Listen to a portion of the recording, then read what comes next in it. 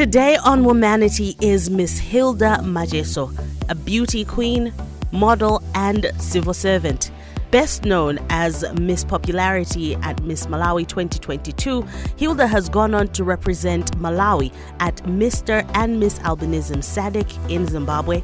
She is also a SADC Youth Parliament member representing Malawi. Hilda is here to share more about her life and advocacy work. Stick around, this is WOMANITY.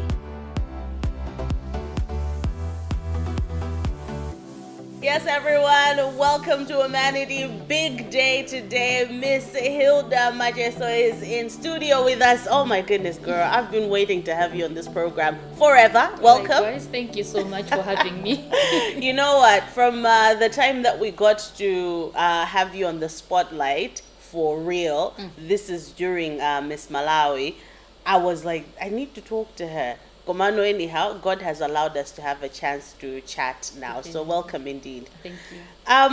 Let's start off with a day in the life of Hilda Macheso. What does that look like? It's not as interesting as you'd think. So I work. So basically, a day would be me waking up, doing all the morning rituals, wakasamba and what, I mean, the basic stuff. And then, skipping breakfast, just going to work. I work at the Ministry of Labor. So, basi dimanyemuka and most likely dimabezeka zokuti breakfast and everything dimakhala ubanga region and then basi. Exactly. Oh, that's nice. So, I come back. Basi, it's just that work basically dominates the day. Yes. Yeah. What do you do at the Ministry of Labor? So currently I am the personal assistant to the Minister of Labor. Oh my gosh. That means you are reliable, you are innovative, you're fast. Because I know with the personal assistant, they want you to be quick. Quick on your feet. Definitely. Thinking fast, knowing how to arrange into Tikula a home minister. Congratulations. Thank you so much. How did you end up there though? What did you study? Okay, so I studied humanities.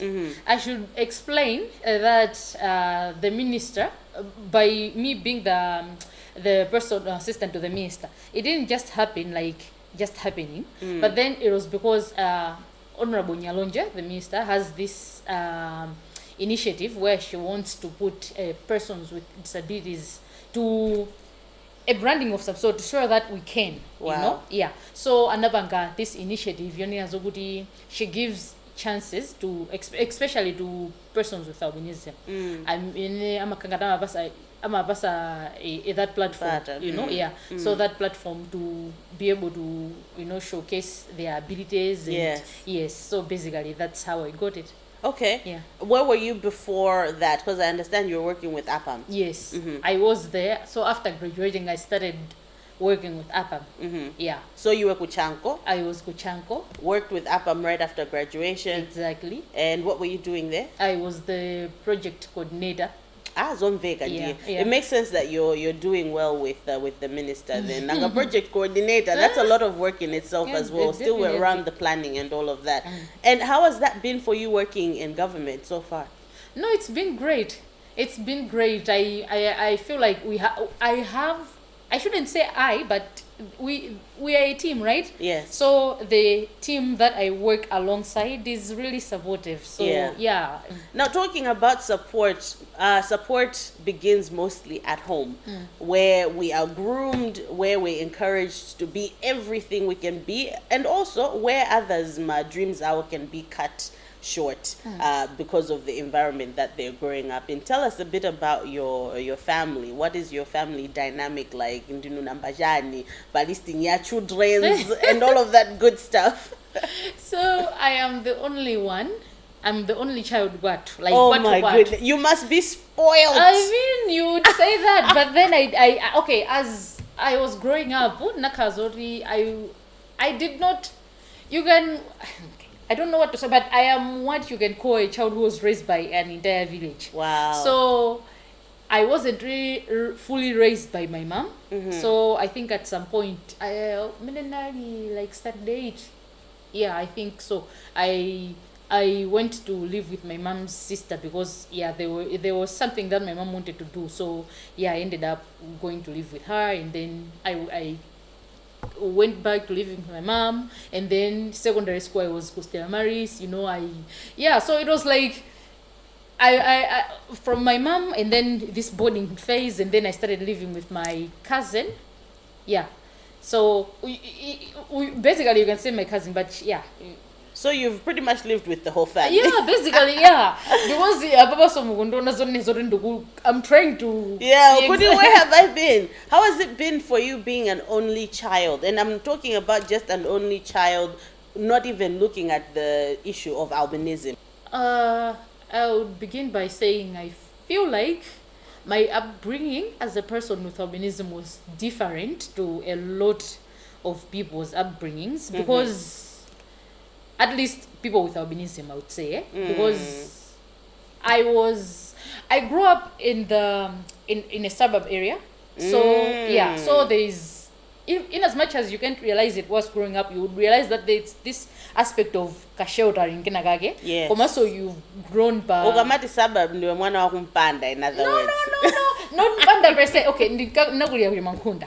Okay. So Blantyre, Jumankunda, pretty decent place. So you see when so growing around, and Hamina intellectually they were they were sharper. I would like to think it was different. It would have been different than growing Minangati people aren't really as welcoming. So and exposed. Exactly. So I guess that was key player. My mom was a teacher. So I would be like my fellow students, I would be like, I'm going to tell my mom, So you went to the school that your mom was teaching at? At some point. At some point, I did. Okay, which is where? Munkunda Primary. Fantastic. Yeah. Wow, okay, that's pretty exciting. Growing up in such a space and being as sheltered as you've put it. Let me ask a bit about the challenges that you faced personally, because I know a person that's got the condition. We're not too sure what their personal challenges, as there are also some different ones for everyone. What were some of your key ones that may have hampered your progress growing up? I am someone who likes to see the glass as being half full, so I might not give you the whole context of things, but no, go ahead. Basically, for starters, the fact that I was different. Yes, you can say good sheltering in Naribo, but you can't expect good that shelter. It's only now you get to realize, well, okay, fine, this and this and this, in that regard, when I was being sheltered. But you would see Zoni as a goody, so there was that aspect. People would try and would go out of their way to make sure that you are different from other people. So I mean, there was some micro discrimination, if that's even a word. Well, it's micro to you, especially like you said, you like to look at the glass as half full. So there was that. There was the issue near Zogudi. I think when I was born, my mom didn't really have information near the albinism. Yes, she accepted me and everything else, but then information as muna mafuta and what. So I feel like that wasn't it wasn't much of a challenge, because like I said, the shortening aspect, but then having to now navigate this into eyesight things, mafuta and chanchania, things like those, and there was that instance that discrimination. Maybe when you go ujeni, when you go ngati ku school, like obviously your parents aren't going to be there with you for the whole time, so you would see the zones you just, it would be like you thrust in a just a space I don't know. You But have to fend for yourself. Exactly. It's a war, pretty much, and you must stand up for yourself. Definitely. Oh my gosh! Wow. Okay, it's good to know what that may have looked like for you. I mean, aside from that, clearly it hasn't defined you. It didn't put you down because you are one of Malawi's shining stars in many ways. You and I were recently in Zimbabwe together. We met at the airport, and I'm like, oh my gosh, there's Hilda. I must talk to her. And we had a quick chat only to find out that you're heading out to the Mr. and Miss Albinism SADC, and you're representing Malawi alongside Richard Nitti. And my goodness, I was so excited. And we had a quick chat.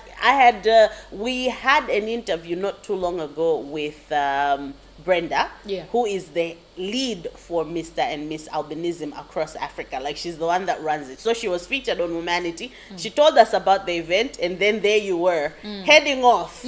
And I also got to host it while you were parading and representing and carrying a flag. Aside from that, you've done Miss Malawi, and you also did Mr. and Miss Albinism Malawi as well. So you've done a lot within the beauty space. I want us to talk a bit about that, your courage to get on the stage, because it's not easy when we come back from this short break. So yeah, everybody stick around. Let's get to know Hilda, the beauty queen, after the break.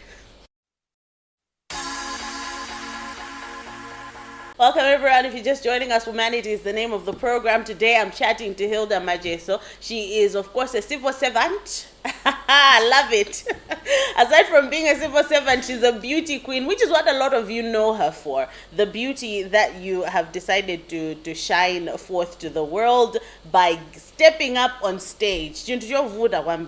First off, before we even go to Mr. and Miss Albinism SADC, let's go back to Miss Malawi 2022. When you joined Pageant, did you think that you would win? No. And it wasn't about winning. I would love to emphasize that, because when I'm going about in the towns, people are like, Miss Malawi and what. No. Okay. So the Makazi only has when I would step out, I would see, because sometimes would have these chances we are meeting up with Antwena Albinism, so I would see it's only as the level of confidence per se, level of confidence, and how people would express themselves, and the next because why why, like when I was a kid, that was the question. It was like, now the basic things is made when you go kupanga. It's like she isn't open to the things made that we consider as normal. Now as I was growing up, I was like, oh, you know what, things now started becoming clear, and you'd see Zonia okay, so this is maybe like the society has, a thing or two to do with this, how this person is expressing themselves. So they had low confidence, and they were not able to express themselves. Okay. Exactly. So that's why you did Miss Malawi. Yeah. Okay. Yeah. Okay. How do you then deal with not taking the main prize home publicly? Yeah. As a person that already receives scrutiny, how do you deal with that? Because you receive a lot of attention. How do you live? I mean, it's not hard when when you've said what you wanted to achieve. So yeah, I mean, at the end of the day, it's not, honestly, it's not hard, because like in my case, I had a set, you can call it a set agenda. Yes, a set agenda. So yeah, now we've gotten like conversations about beauty standards going. Now what's next for me? So like I said, it wasn't much about winning, but it was just raising like the flag of person. Yeah, exactly. Yes. Yeah. So this means for you it wasn't a failure, because you actually achieved what you had on your list of goals. Exactly. I love that. I think at the end of the day, pressure when you enter a certain space, this is what you must achieve. Yet you can have a personal goal for that same space. Definitely. And everyone is entering different spaces for different reasons. So congratulations to you for actually, yes, setting our eyes on a different kind of beauty and for having us have the conversation as well. Yes, I am from Malawi, and what I'm wearing was made in Malawi. Thank you to Vicky Kulaisi and the dressmakers at Elroy. The fabric that I'm wearing is called kuchena. Can you guys say kuchena? So kuchena. This is one of our local fabrics, and she decided to do something for me as I was coming out to Zimbabwe to hang out with you guys. So Africa is special. We've got our beautiful prints, and our prints say so much about who we are. Very colorful, very bold, and now we get to see the African wear that's represented here by the different nations. Ladies and gentlemen, enjoy as we look at the African. So you and Richard were there together. How was it for you competing now on a regional stage? Because this was bigger than just here in Malawi with other Malawian girls that you drink and eat nsima with. Yes. Yes. Now you were like on a whole other level. What was that like for you? So it was amazing, to say the truth.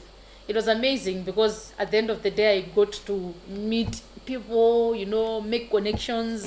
If you've not noticed by now from my talk, I am someone who is really passionate about human rights, you know. So that was like now a SADC space where you find Botswana and Zambia and, you know, Mozambique, South Africa. We are coming together and now we are, you know, discussing things that you know, albinism. What is albinism? What does it mean? Yes, exactly. yes. So these are my lived-in experiences, and you know how we can go about it. You know, yeah, it was an amazing experience. Oh, yeah. You know, talking about SADC and also your impact within the region, you are a member of Parliament for the Youth Parliament, SADC Youth Parliament. You obviously get to travel around the continent and meet different kinds of people.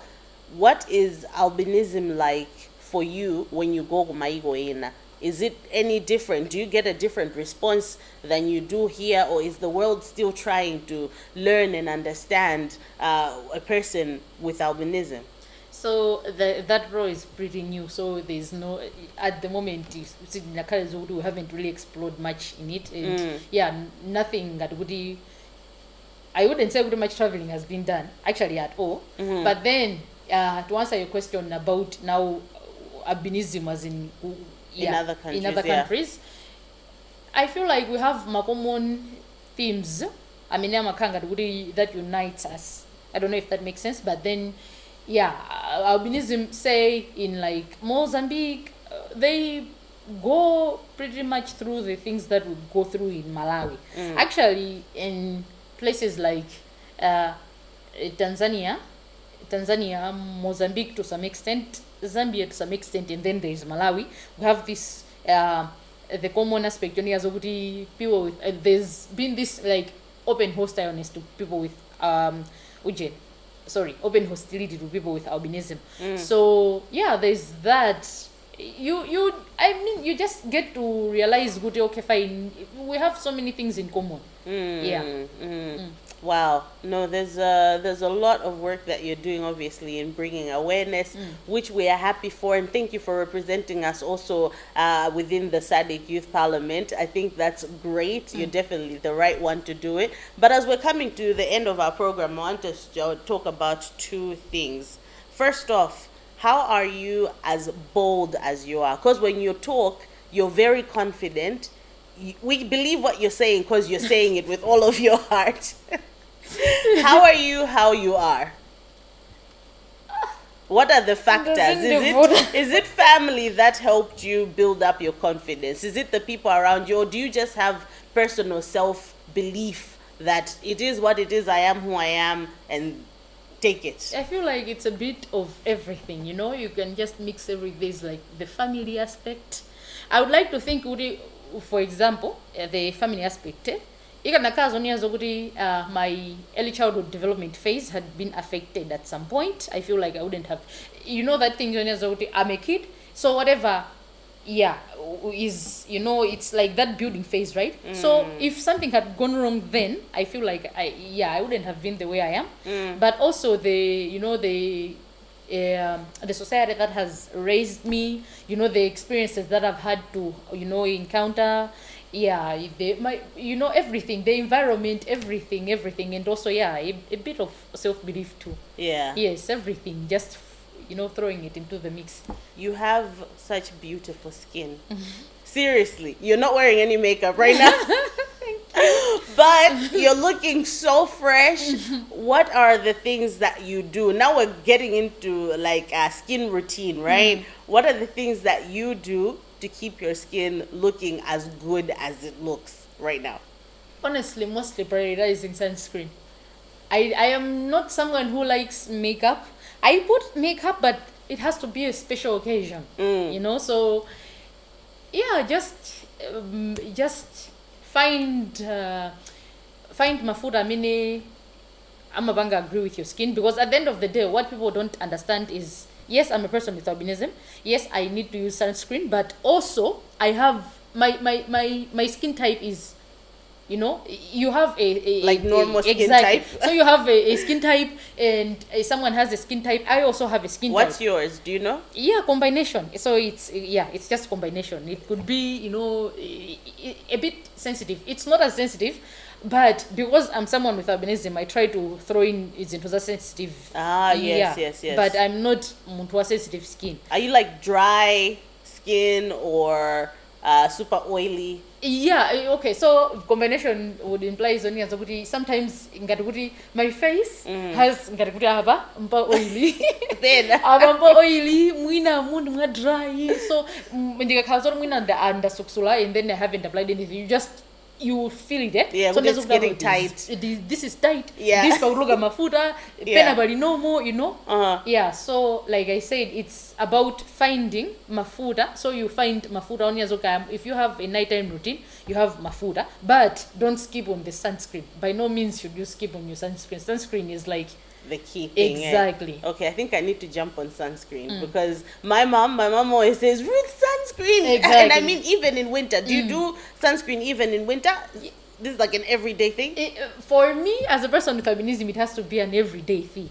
There is no skipping sunscreen. As a matter of fact, you can even reapply because, it's a must-have. Yes. It's a must-have for a person with albinism. So sunscreen, but still, because I'm curious, what kind of oil do you use? I'm a baby oil type of oil, Vaseline type of girl. Lately I've taken on a new AM PM regime because I never really liked to use mafuta aside from Vaseline D baby oil. So I'm curious to know what you're using. So to say the truth,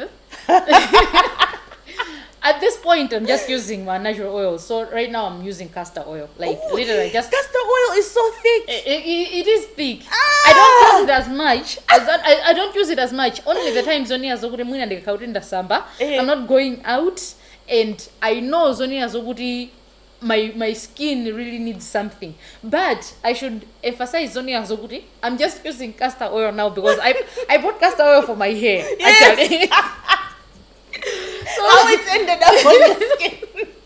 I bought castor oil for my hair and then somehow ended up using it for my skin. So honestly, my skin doesn't really reject mafuta.